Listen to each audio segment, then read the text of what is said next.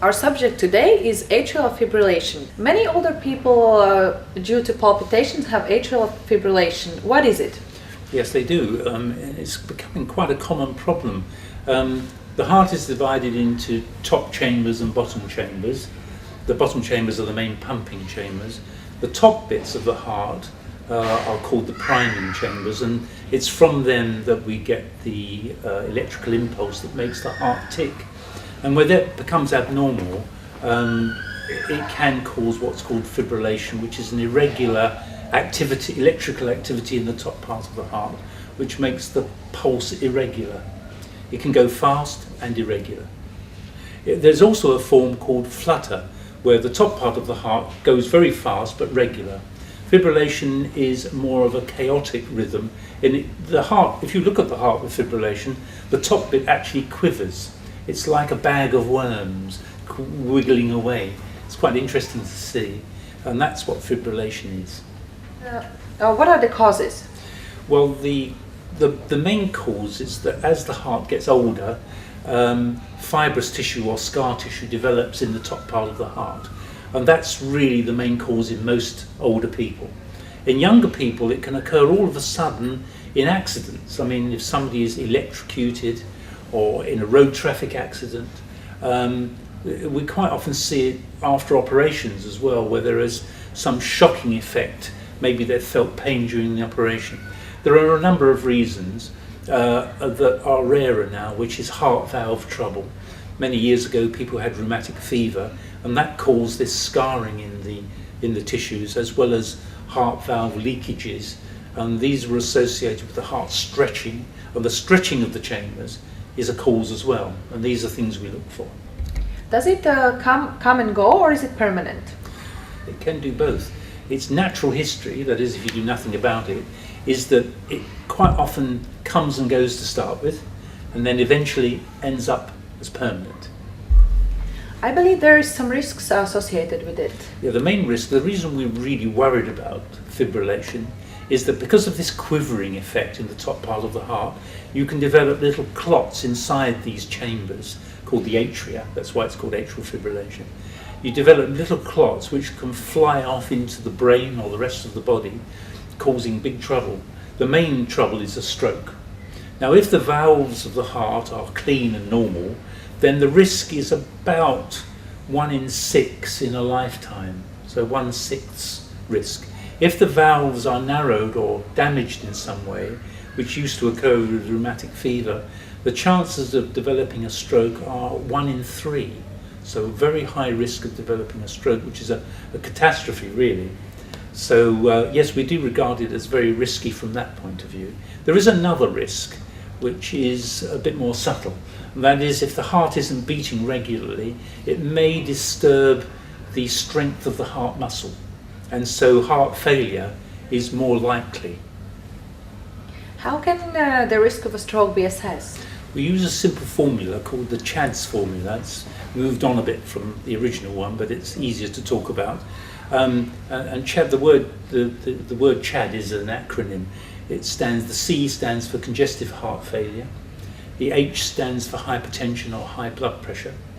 The A is for the age, which is greater than 75. The D stands for diabetes, and the S stands for stroke. Now, each of these, apart from the stroke, scores 1, and the stroke scores 2, and so we add these risks up. So if you have high blood pressure, heart failure, you're over 65, you've got diabetes, and you've had a stroke, that's a maximum score. And what that tells us is that you need blood thinning pills, as we call it in England, or anticoagulation with something. And that can either be warfarin, or it can be one of the newer drugs called factor X inhibitors, one of which is rivaroxaban, and there's another one called apixaban, and there's another one called dabigatran.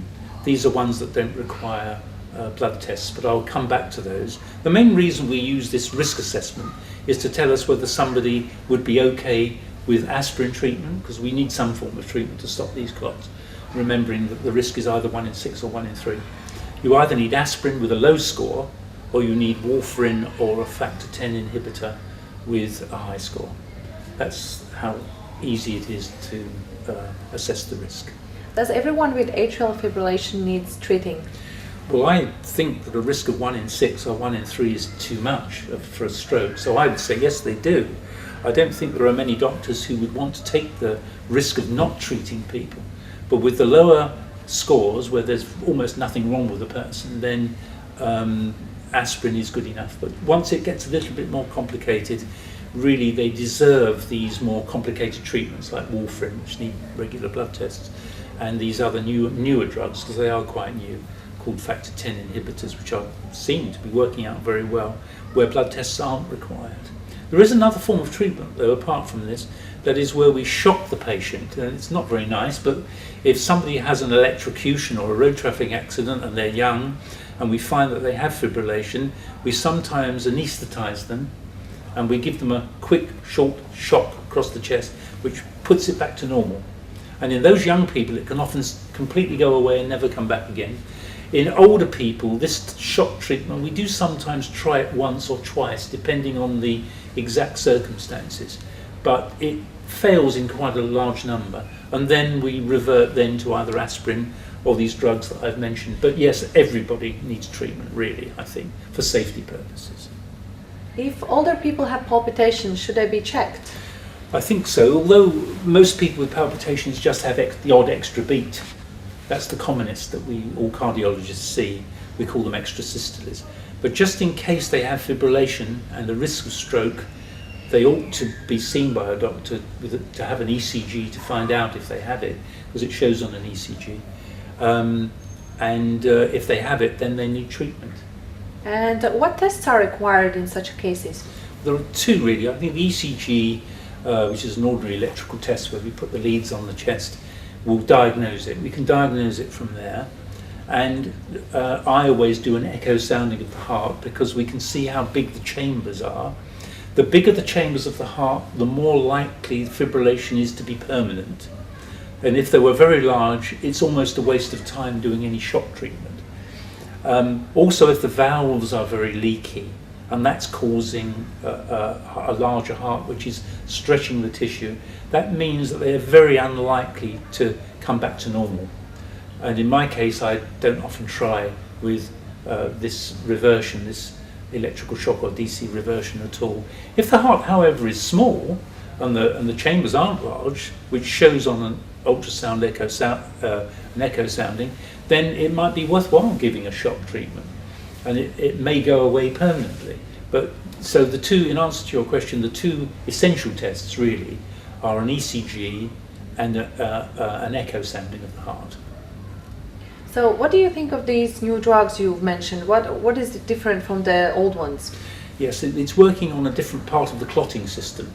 Both of these drugs, warfarin, the old anticoagulants, and the newer ones, the factor 10 inhibitors, they both stop clotting. They stop clotting by different mechanisms. They are both, it seems, very effective. I was a bit sceptical about the new ones until several years have now gone by, which shows that they're probably even better than warfarin. But the committee is out to see whether really that is substantiated with the following years. The only difference between them, and it's a very important one, is that warfarin needs regular blood tests, whereas the new drugs, the factor 10 inhibitors, don't. And that's an enormous advantage to patients. As we speak at the moment, there is one problem with these new drugs, and that is we do not have an effective reversal agent. There's nothing we can inject to reverse it if a person is bleeding, which is a side effect. Whereas with warfarin we do. We can inject vitamin K, which reverses it and stops the bleeding. Because the side effect of all these drugs can be internal bleeding. Yes, they stop clotting, but by the same token they cause bleeding. So we're a bit concerned that we can't reverse the new drugs yet. But having said that, bleeding is rare, and they seem to be a really marvellous new invention. So I'm all for them, and I have started my patients on them. But there are still some people happy on warfarin, so I leave them on warfarin, if that's what they want. All that remains is to thank you for watching and for Dr. David Dighton coming to help us understand about the atrial fibrillation. We would like to thank Palm Beach Hotel in Larnaca, Cyprus for allowing us using their facilities. This is Ilona Velarde saying goodbye for now.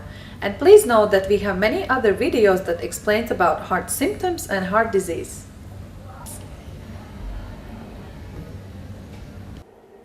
If you would like to have more information about this subject, why not buy or download our Heart Sense book, which is easy to read and contains useful information about the heart and the best diet to eat. In case you would like to read something more technical, you can buy our Eat to Your Heart content book from our websites. And you can also download this very short brochure, Worried About Your Heart, which explains many details about heart problems and which is available in 4 languages: English, Greek, German, and Russian. Don't forget to purchase our Heart Sense supplement, which is essential to even the best diet.